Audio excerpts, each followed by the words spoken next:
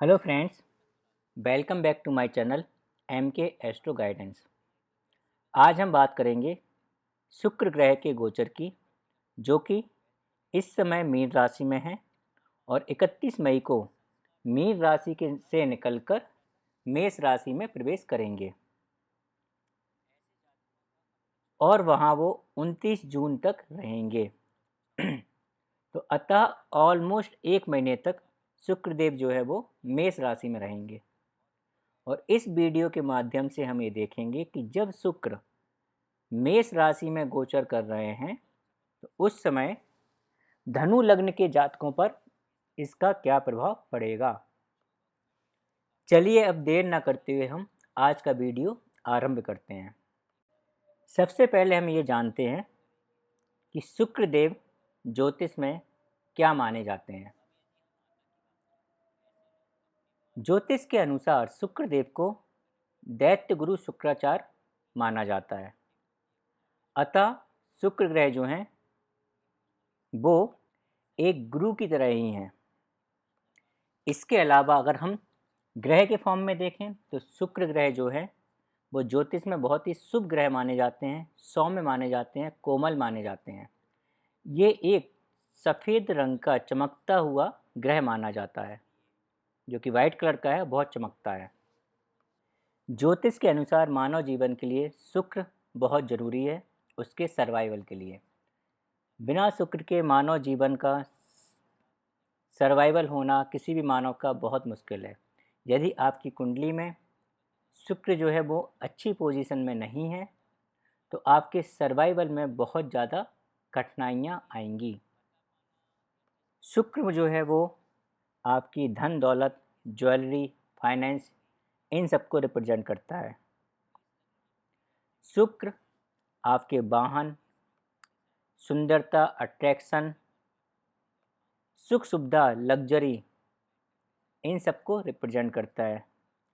शुक्र सुगंध है, इत्र है, परफ्यूम है, डियो है, साफ सफाई है। शुक्र औषधि है, ब्रांडेड कपड़े हैं।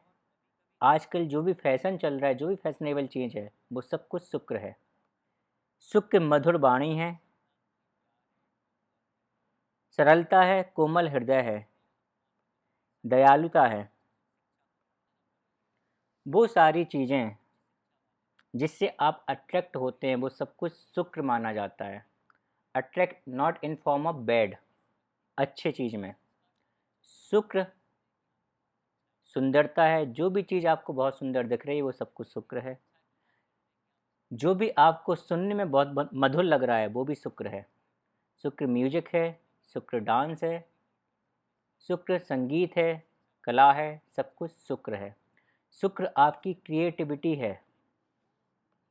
इसके साथ साथ पुरुषों में शुक्र जो है वो उसका वीर्य या शुक्राणु स्पर्म है, आपका बीज है। महिलाओं में जो आपके एग्स हैं वो भी शुक्र है। आपके प्राइवेट पार्ट हैं, गायनो रिलेटेड कोई प्रॉब्लम है, आपके रिप्रोडक्टिव जो भी ऑर्गन्स हैं वो शुक्र है।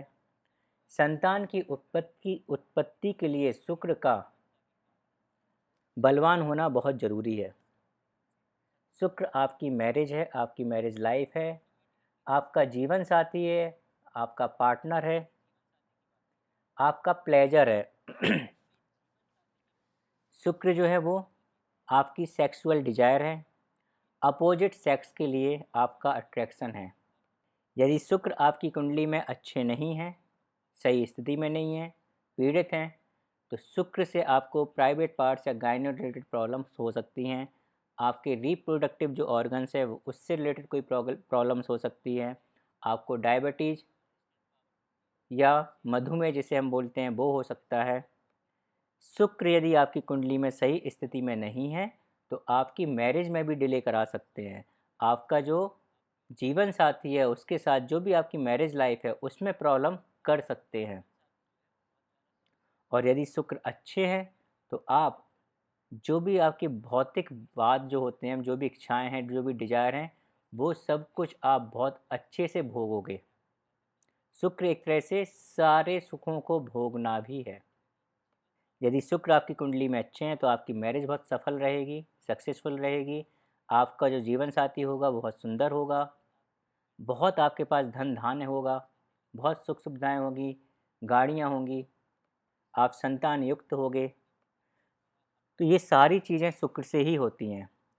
और एक साइड शुक्र जहाँ आपको भौतिक बात देता है, जहाँ आपको भोग कराता है ऐश्वर्य का, वहीं शुक्र ब्रह्मचर्य का पालन भी करता है। यदि आप सही से ब्रह्मचर्य का पालन कर रहे हो तो शुक्र जो है आपके लिए आध्यात्मिक की पराकाष्ठा भी हो सकता है। शुक्र में एक ऐसी शक्ति होती है जो कि आपको विश्लेषण करने की बहुत अच्छी क्षमता देता है, वो शुक्र ही है। तो ये सारे गुण जो हैं वो शुक्र के होते हैं, शुक्र इन सबको रिप्रेजेंट करता है। धनु लग्न की कुंडली में शुक्र जो है वो मेष राशि में है और मेष राशि जो है आपके 5वें घर में है। अतः धनु लग्न की कुंडली में शुक्र का संबंध आपके 5वें घर से हो रहा है। शुक्र जो लॉर्डशिप लिए हैं वो आपके 6ठे घर की और 11वें घर के लिए हुए हैं, और 11वें घर को ही देख रहे हैं, मतलब अपने घर को देख रहे हैं। अपने घर की दृष्टि जो है हमेशा शुभ मानी जाती है। तो यहाँ पर जो शुक्र प्रभाव देंगे धनु लग्न के जातकों को, वो 5वें घर के प्रभाव देंगे, 6ठे घर के प्रभाव देंगे और 11वें घर के प्रभाव देंगे। और ये प्रभाव कब सबसे ज़्यादा बलशाली होंगे? जब आपकी कुंडली में या तो शुक्र एक्टिव हों, या 5वां घर, 6ठा घर या 11वां घर एक्टिव हो। इन घरों के एक्टिव होने का क्या मतलब है? मतलब कि महादशा, अंतर्दशा या पितृंतर दशा में ऐसे कोई ग्रह इन्वॉल्व हों जिनका संबंध या तो शुक्र से हो या 5वें, 6ठे और 11वें घर से संबंध हो। तो ऐसे केस में आपके ये तीनों घर एक्टिवेट हो जाएंगे और आपको शुक्र के जो परिणाम, जो गोचर के परिणाम मिलेंगे वो 100% मिलेंगे, फुल इंटेंसिटी के साथ मिलेंगे। तो ऐसे टाइम में आपको जो शुक्र का गोचर है वो 5th हाउस की चीज़ें देगा। मतलब आप बहुत कुछ लर्न करेंगे इस 1 महीने में। आपको संतान की अगर इच्छा है, आपकी वो इच्छा पूर्ति हो सकती है। आपको जो भी आपकी इच्छाएं हैं, जो भी आपकी एम्बिशंस हैं, आप उनको अचीव करोगे, लेकिन कैसे? 6th हाउस और 5th हाउस की हेल्प से। मतलब आप अपने ज्ञान से, अपने इंटेलिजेंस से और अपने भाग्य से वो अचीव करेंगे। आप सर्विस लाइन में होंगे, सर्विस लाइन में उसको अचीव करेंगे। आप एमएनसी में किसी भी सोशल सर्किल में होंगे, उससे वो सब कुछ अचीव करेंगे। भाग्य आपका साथ देगा इन सब में। आपका जो ज्ञान है उसको आप अपने सोशल सर्किल में फैलाएंगे, आपका नेटवर्क बढ़ेगा। साथ ही साथ यदि शुक्र की आपकी स्थिति आपकी कुंडली में अच्छी है तो ये आपको एक अच्छा म्यूजिशियन बना सकता है, अच्छा डांसर बना सकता है। आपकी जो क्रिएटिविटी है उसमें एक अलग ही निखार ला सकता है। जो भी आप कलात्मक या रचनात्मक करते हैं, आपको ग्लैमर की दुनिया में बैठा सकता है। यदि आप स्पोर्ट्स से जुड़े हैं तो वहाँ पर भी ये आपको अच्छी सक्सेस दे सकता है। लेकिन ये सब कुछ कब होगा? जब शुक्र आपकी कुंडली में अच्छा होगा। अब क्योंकि ये 6th हाउस की भी लॉर्डशिप लेकर बैठे हुए हैं शुक्रदेव यहाँ पर, तो 6th हाउस के भी प्रभाव देंगे। और उस प्रभाव में क्या होगा? उस प्रभाव में आपको अपनी संतान, यदि आपकी संतान है तो संतान के स्वास्थ्य का विशेष ध्यान रखना है, क्योंकि उसकी हेल्थ को इशू आ सकते हैं। आपका जो इंटेलिजेंस है, उस इंटेलिजेंस से आपसे लोग ईर्ष्या कर सकते हैं, आपसे आपके शत्रु बन सकते हैं, आपके खिलाफ षड्यंत्र कर सकते हैं। आपके बच्चे को लेकर, आपकी संतान को लेकर हो सकता है आपके लड़ाई झगड़े हों। या संतान से ही लड़ाई झगड़े हों, कुछ लिटिगेशन भी हो सकता है, आपके मल्टीपल अफेयर भी हो सकते हैं और उन अफेयर के कारण आपको प्रॉब्लम्स आ सकती हैं, लिटिगेशंस हो सकता है, लड़ाई झगड़े हो सकते हैं, शत्रुता बढ़ सकती है, इस तरह की चीज़ें हो सकती हैं। क्योंकि छठे घर का स्वामी होकर आपके पाँचवें घर से गोचर कर रहा है, अतः ये आपके पाँचवें घर को थोड़ा सा खराब कर रहा है। छठा घर अच्छा नहीं होता है और छठे घर का स्वामी जब भी जिस घर में बैठता है उस घर की चीज़ों को खराब करता है, अशुभ करता है। अतः पाँचवें घर की चीज़ों को अशुभ करेगा। आपको भाग्य का साथ तो मिलेगा लेकिन बहुत मेहनत के बाद मिलेगा और कई जगह ऐसा होगा यदि शुक्र की स्थिति आपकी कुंडली में अच्छी नहीं है तो भाग्य आपका साथ नहीं देगा। आपकी संतान के साथ आपके रिलेशन अच्छे नहीं रहेंगे। आपके जो भी रिलेशनशिप हैं वो आपकी मैरिज में हो सकता है कन्वर्ट ना हो, मल्टीपल रिलेशनशिप हो और वो भी आधे अधूरे हों। आपके रिलेशनशिप, आपके अफेयर को लेकर आपको बहुत ज़्यादा प्रॉब्लम्स हों। इस तरह की चीज़ें हो सकती हैं यदि शुक्र की स्थिति सही नहीं है। आप अनैतिक कार्यों में हो सकते हैं, आप सट्टा, जुआ इन सब में भी इन्वॉल्व हो सकते हैं, आपको नशे की भी आदत लग सकती है। लेकिन कब? जब शुक्र अच्छे नहीं हैं। यदि शुक्र अच्छे हैं तो आपके लिए ये समय अच्छा जाएगा। आपकी इच्छाओं की पूर्ति होगी, आपकी इनकम में बढ़ोतरी होगी, शुक्र से आपको इनकम मिलेगी।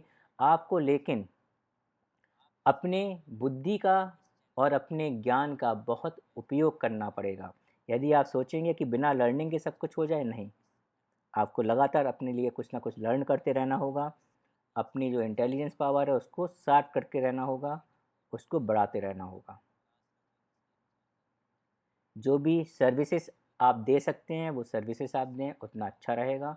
यदि आप 6th हाउस से रिलेटेड कार्य कर रहे हैं तो आपके लिए बहुत अच्छा होगा।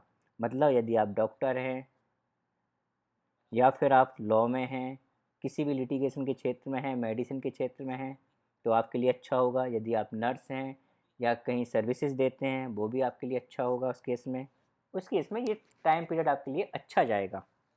धन भी आएगा, आपकी इच्छाएं भी पूर्ति होंगी, सब कुछ अच्छा होगा आपके लिए। यदि शुक्र आपकी कुंडली में शुभ नहीं है तो आपको शुक्र के उपाय करने चाहिए। शुक्र के उपाय के फॉर्म में आपको साफ सफाई का विशेष ध्यान रखना है।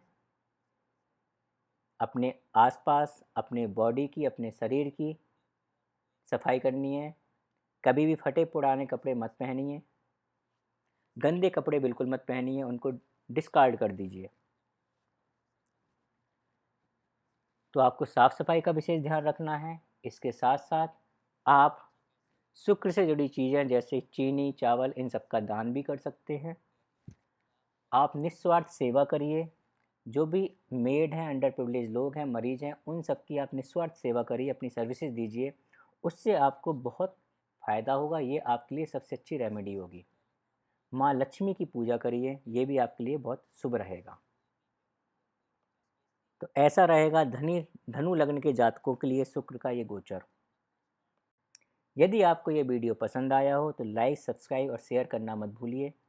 अपने फ्रेंड सर्कल, मित्रगण, अपने फैमिली, परिजन, इन सब के साथ शेयर कीजिए जिससे उनको भी पता लगे कि शुक्र का ये गोचर उनके लिए किस तरह का आने वाला है और वो उसके सही से उपाय कर पाएँ और इसका प्रॉपर लाभ उठा पाएँ।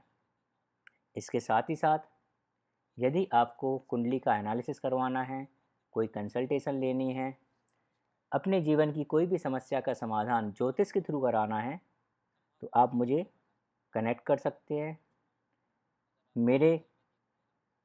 मुझे कनेक्ट करने के लिए डिटेल्स हैं वो मैंने स्क्रीन पर दे रखी है और साथ ही साथ आपके इस वीडियो में भी मैंने डिटेल्स में दे रखा है, डिस्क्रिप्शन में वो सारी डिटेल्स दे रखी हैं।